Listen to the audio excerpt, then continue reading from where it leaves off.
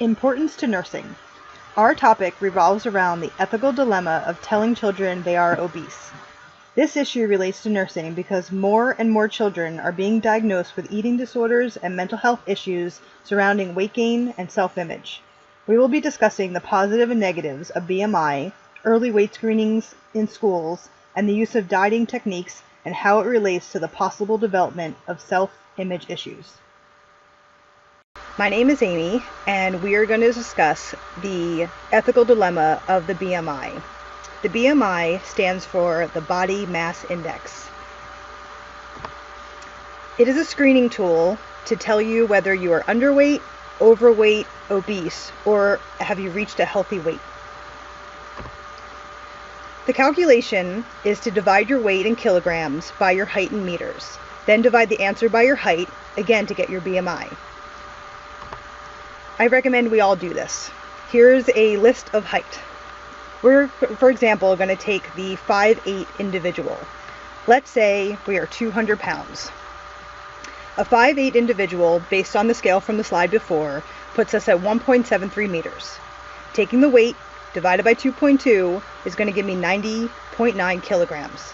Taking that 90.9 divided by 17.3 equals, and again, divided by 1.73, gives me a BMI of 30.3.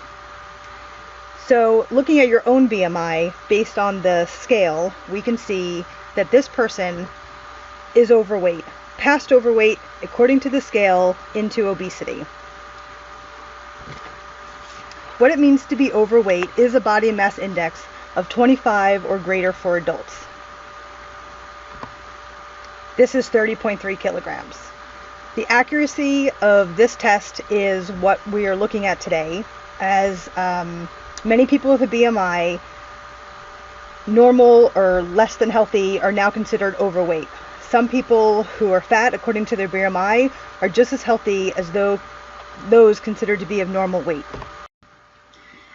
The BMI scale was never meant to become as large as it did after it was created by a Belgian statistician interested in human growth. But more than a century later, it was adopted by insurers and some researchers studying the distribution of obesity in the general population. Though never meant to be an individual assessment, only a way to talk about weight in large populations, that's how the BMI became what it is today. The word accurate, as defined by the Webster Dictionary, is of information measurement, specifically statistics, correct in all details, the word exact. The Centers for Disease Control and Prevention caution the doctors against using this as a diagnostic tool, calling the BMI an imperfect predictor of a person's health risks. Is she healthy? The same BMI of 30.3 can be seen in this woman, who is fit, has no medical problems. Her weight and height ratio put her into a category that, without someone doing an exam on her, might think that she would have to go on a diet based on her numbers. How about her? Is she healthy? Before, at 268 pounds, she knew that she needed to lose weight. But again, at 192 pounds after, at a height of 5'8", she's still considered obese. A new analysis of 32 studies of research conducted by Australia concluded that for older people, being overweight did not increase mortality, but the risk rose for those at lower end of normal with a BMI of less than 23. In conclusion, you don't need to be thin to be fit. Hi, my name's Connor, and I'm going to be talking about the positives to early weight screening in school-aged children. So the first thing I'm going to go into is that weight screening in school-aged children is actually a really good predictor of the overall population. Up to about 90% of the population is actually enrolled into public school. So when we do a lot of early screening in school-aged children, it gives us a good idea of the population of a whole, as a whole. Good research can be done on these sorts of studies and on this sort of information, and early intervention can be applied. It's also just convenient because children have to attend school and there's a nurse in every school. It's also a really good screening for obesity. Obesity is very prevalent with today's youth. It has a major impact on health, and as we know, it can cause a lot of negative side effects being obese.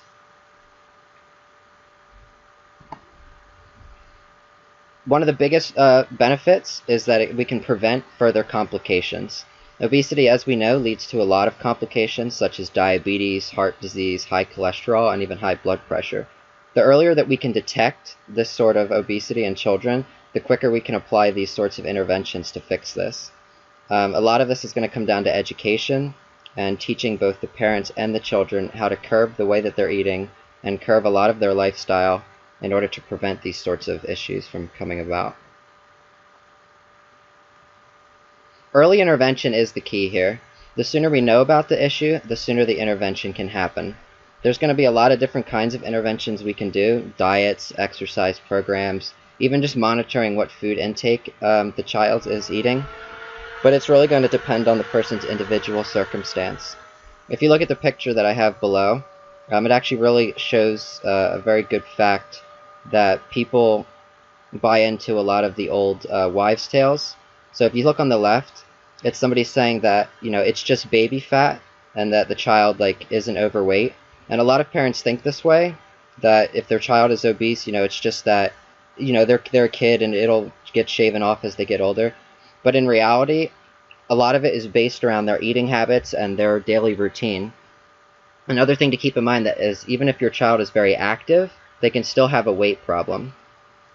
So it's important to monitor this, and there's a lot of benefits to detecting this early so that we can step in and intervene before the weight gain becomes a serious issue. The most important way we're going to do this is through early education. In school-age children, habits are malleable, and hard, steadfast habits in adulthood have not yet been developed. So it's really easy at this stage of the game to teach children how to change these sorts of habits. You can teach them how to eat healthier, you can teach them about exercise, rather than trying to fix the problem when they're older and already have a lot of the issues from the weight gain that could have been prevented as a child. Educating parents is also very important at this stage. Educating parents can help them educate their children and future children so that the issue is not repeated. I'm Sabrina, and I will be discussing the weight screenings in school based off their negatives. So, during gym class, you have a weight scale, and all the kids have to line up next to each other and get on the scale and have their weight shown to the class. After they're weighed, they tell their gym teacher what it says, and the gym teacher looks, and then they display it on a piece of paper that's taped on the wall as the gym teacher writes it down. By the end of the line, the last person can see everybody that's gone before them and see their weight. A simple resolution to the problem would just be have people go one by one in the nurse's office without other children in the room. If we are going to have HIPAA laws for health, why aren't there HIPAA laws against this? And not everybody should be able to see your weight. Then, proceeding from the gym weight number, you get a fat letter. So fat letters are written by the school, who hires a dietitian to come in and write a letter to send home to your kid, to send home to the parents to say, my kid is overweight and obese. The letter is given to the child during the school time, during whatever period they decide to give it out to, in front of everybody to bring home. The kid can then become bullied because everybody's like, oh, you're overweight, and it's not fair to the kid. According to Columbus, they said that it's not good to single children out because it causes them to not be able to trust the faculty or to keep them from getting bullied. They won't turn to anybody to get help because they feel like everybody's against them then. A resolution. Simple. Mail the letter home. Stop giving it out in class. This is an example of the letter. When they hand it out, it's in an envelope that everybody knows what's coming because not every single student gets one. They don't always give it out if your student's a normal weight, but they always give it out if you're overweight or obese.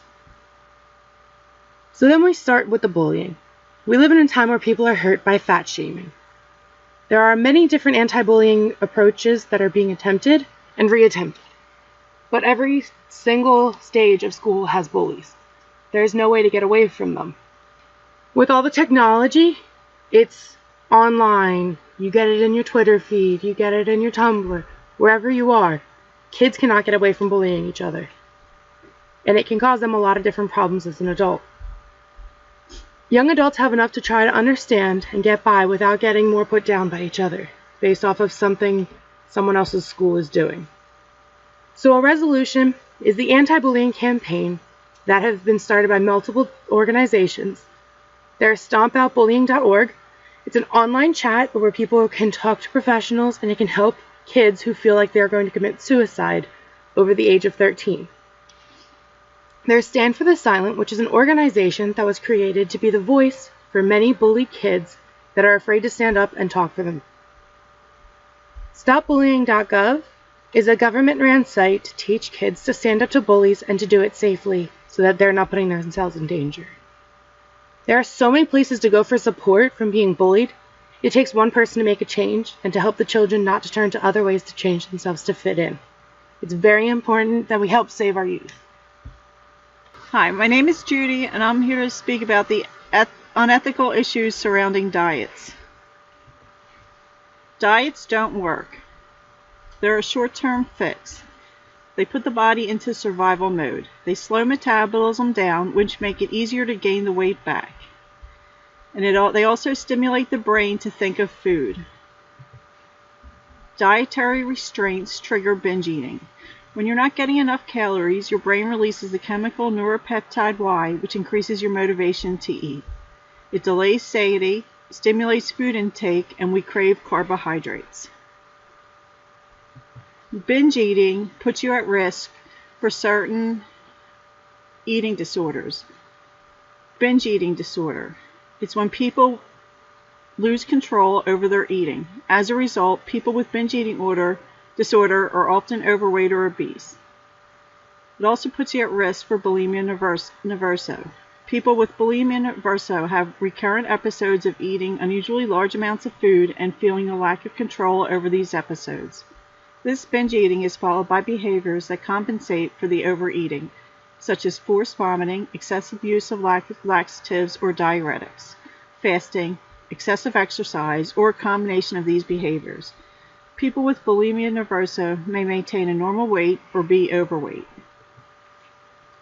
Dieting to lose weight and the fixation on body weight.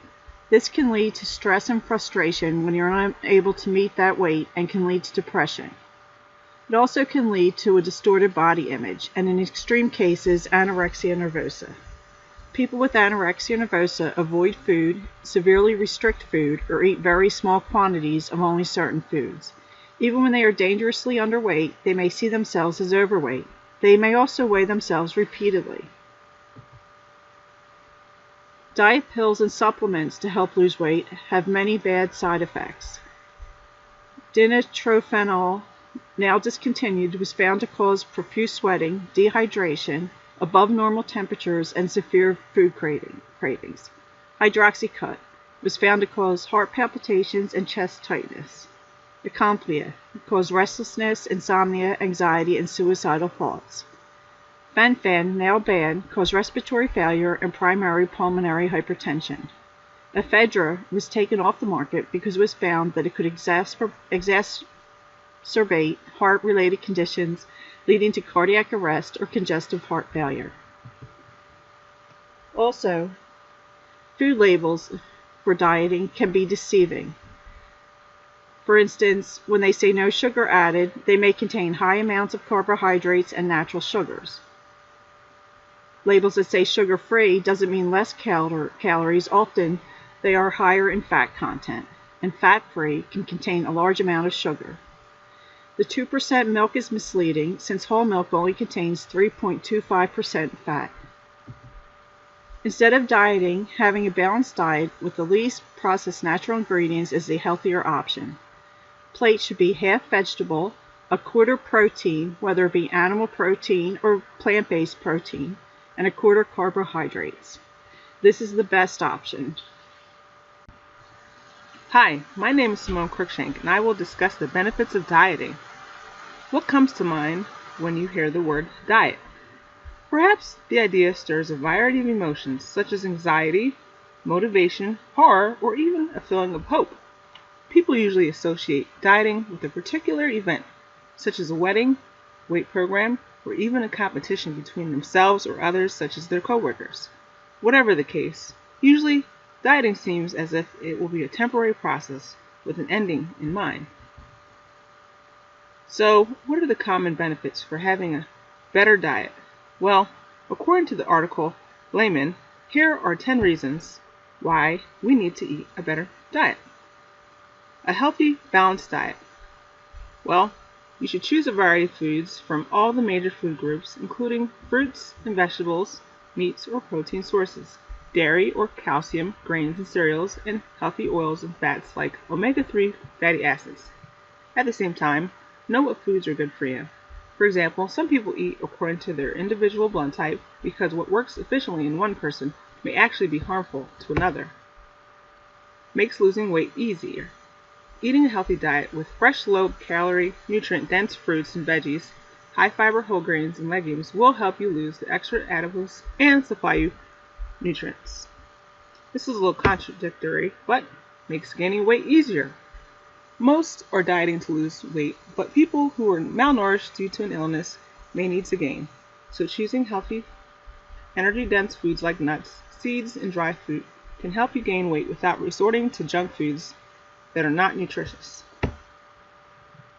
Reduce risk of type 2 diabetes. Having a history of poor eating habits and being obese are two major risk factors for type 2 diabetes. Increasing your intake of healthy foods and losing weight if you're obese or overweight, it may help reduce the risk. It's good for the heart. I like this one. A diet rich in fish, nuts, fruits, veggies, and other healthy foods provides you, once again, with omega-3 fatty acids and monosaccharides fats are good for your heart. It also makes it easier to avoid most trans fats that are associated with cardiovascular disease. Reduces risk of some types of cancer. Not eating a healthy diet, drinking too much alcohol, gaining too much weight, and heavy consumption of red and processed meats are associated with a higher risk of some forms of cancer. So once again, eating a healthy diet overall may decrease the risk of cancer. Sets a good example. This benefit is especially good for parents or someone who might look up to you for advice. If you're struggling with a picky eater, you might find the situation easier to handle if you set a good example. How can you expect your little one or your friend to eat broccoli while you're sitting there eating potato chips? Also, getting family and others involved in the kitchen is one great way to get them motivated and try new foods. Save money. Eating a healthy, healthful, balanced diet will provide you with all the essential vitamins and minerals you need every day. Granted, there's nothing wrong with taking multivitamin, but research shows there's more healthy benefits associated with eating a variety of healthy foods. In some cases, taking supplements can have side effects. It's good for your skin. A healthy diet helps you look your best by supplying the nutrients that skin needs to stay supple, smooth, and may stave off those wrinkles. Furthermore, your hair needs good nutrition, including plenty of protein to be soft, shiny, and healthy. With all that being said, I think the concern is that dieting should not be a temporary process but lifelong. In other words, find a way to implementing some of the benefits mentioned today into your daily schedule. Why wait until a wedding, graduation, or challenge at work? Feeling healthier should be a way of life. Take some time to create your own list and make the change today.